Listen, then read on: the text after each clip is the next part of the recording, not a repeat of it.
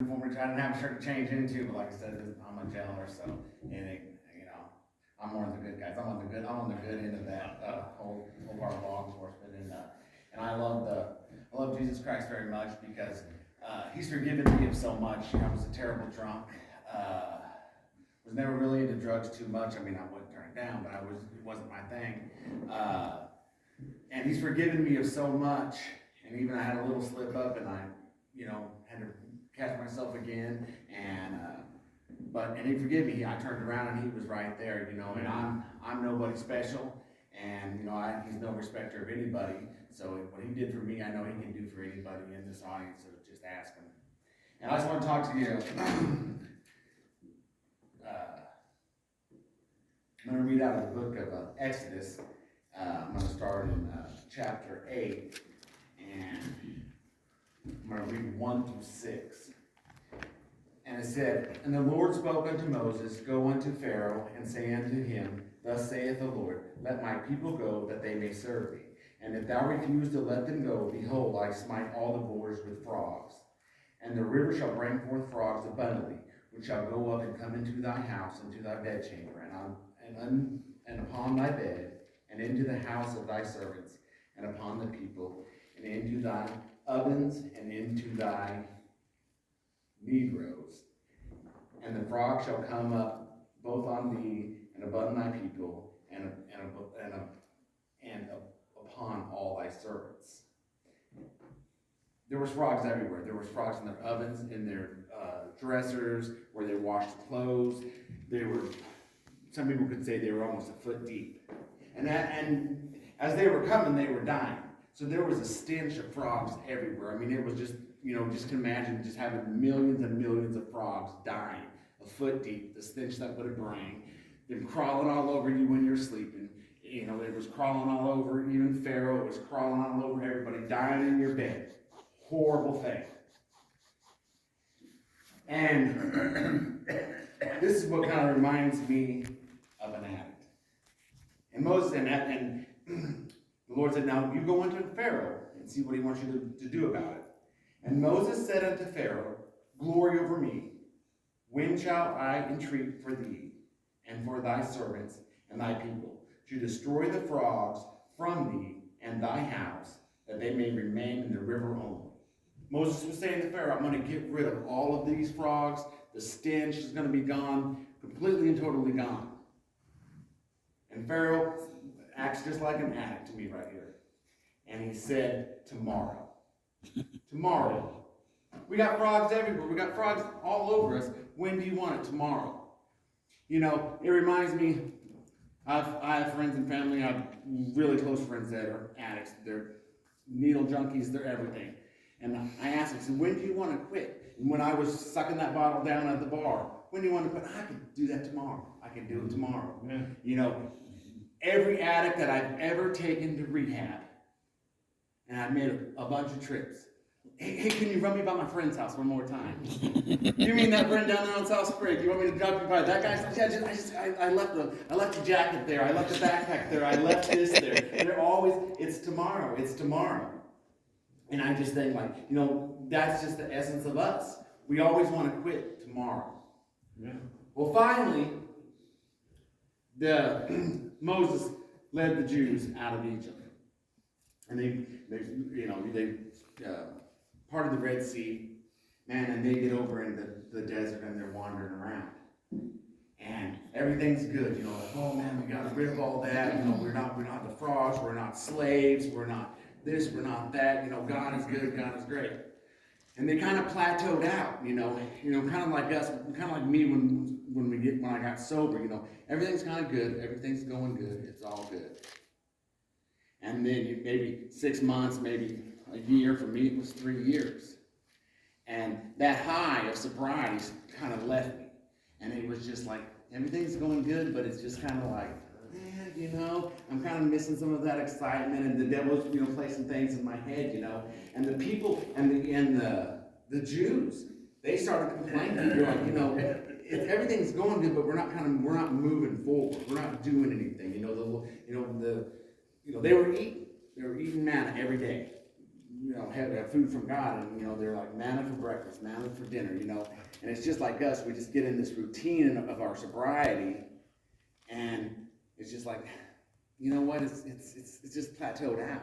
I don't know if anyone else has experienced this. This is what I experienced myself.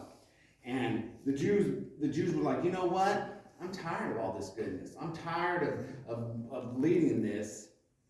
I would rather go back and be a slave. Mm-hmm. At least when I was a slave, I had figs, I had fish. Oh yeah, I had a slave master, I had a taskmaster, but at least I had this. Sometimes, I would think, yeah, man, I kind of miss my old friends, and I kind of miss, sucking down that bottle, and I kind of miss maybe doing a little bit of this and doing a little bit of that, and I don't forget the hell that I just left.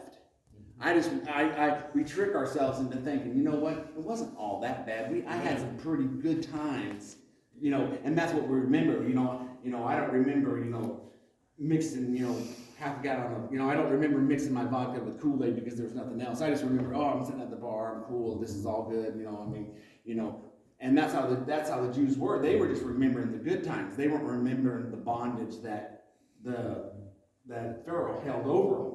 And just like I didn't remember the bondage that was held over me by alcohol.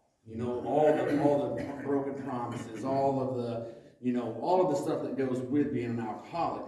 I didn't remember that. I just remembered a few good times that I may have had. And who even knows if I had them? I was drunk, who knows what a good time is, And luckily, and the Lord, and this is the thing, I slipped up, I went back, but the Lord said, you know what, I'm going to forgive you, and I'll let you come, all you have to do is ask for forgiveness. I repented, and I came back to the Lord, and He was right there for me.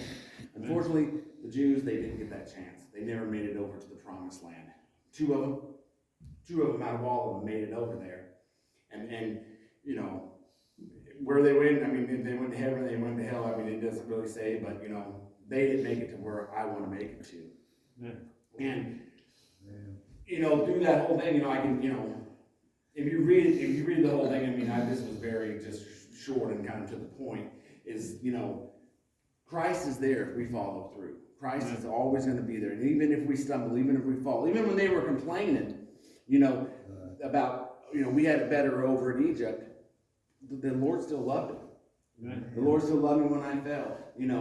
The Lord still loved Charles. And, Charles says, it took him 10 years to get 5 years of sobriety. He fell a few times. So what? We're all going to, if we fall, we get back up. And God is always there for us.